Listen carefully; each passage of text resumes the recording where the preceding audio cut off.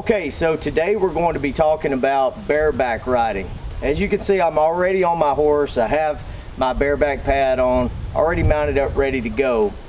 But there are several ways to mount up on a horse bareback. You can't always do it from the ground if you're on a shorter horse, but you can't always do it whenever you're on a taller horse.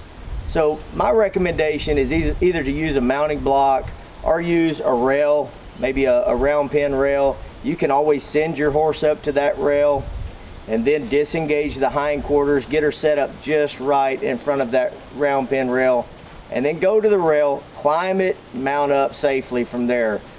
My recommendation on that though is that if you do mount from the round pin, be sure that you commit to getting on the horse when it's time.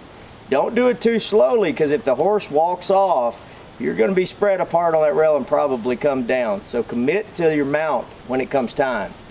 Now we have a bareback pad on this horse, and as you can see, it's nothing more than just a floppy piece of leather with a cinch on it. It has no tree, no structure. The only purpose of a bareback pad is for the comfort of your horse's back, to save your horse's spine from your butt bones, and then also to provide some comfort for you as well. It also keeps the dirt from the horse from getting on your jeans and staining your jeans.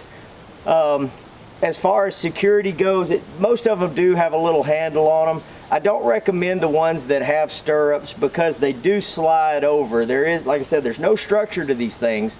So if you get off balance and you have little stirrups attached to them and you push on that stirrup, you're probably going to slide the entire pad over, and then you'll be hung up in your stirrups. So I would skip that and just go with one that has maybe a handle here where if you did have to get off, you can get off when you need to. There are several exercises that we do in the objective of your bareback riding. The first exercise that we do is the pre-ride checklist, and this is something that we do just every time we get on our horse.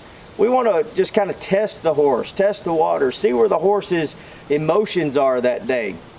Now in a perfect world, you should always be doing some groundwork of some sort before you get on your horse to ride, just to test that out. But not everybody has that time. We don't always invest the time that we need to be able to do that. So at the very least, you should do a pre-ride checklist. This is going to test out 3 things on your horse. It's going to test their ability to stand still and not be wild or want to run around with you, and not want to stand still and be kind of dangerous with you. You want the horse to be patient and to be able to stand with you when you ask them to. And Shire's doing a good job at that. This is actually the first step in our pre-ride checklist. We want her just to stand here for 30 seconds to a minute and not try to go anywhere. And she's doing a great job at that. She has the great, really good signs of behavior right now. She has her ears on me. She's listening for a cue.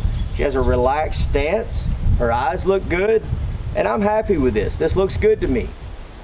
The second part of the pre-ride checklist is lateral flexion. We've done this from the ground in the ground skills portion of Path of the Horseman, but we also want to do this under saddle or bareback as well. Now what this is testing is the horse's ability to listen to the reins.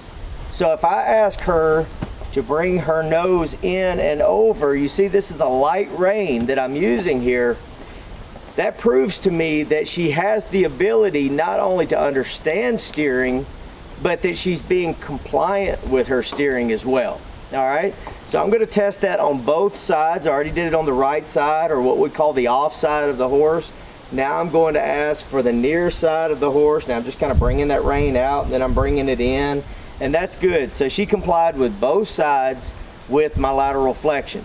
So I feel confident that this horse would steer if I asked her to. Now the third part of the pre-ride checklist is backing up.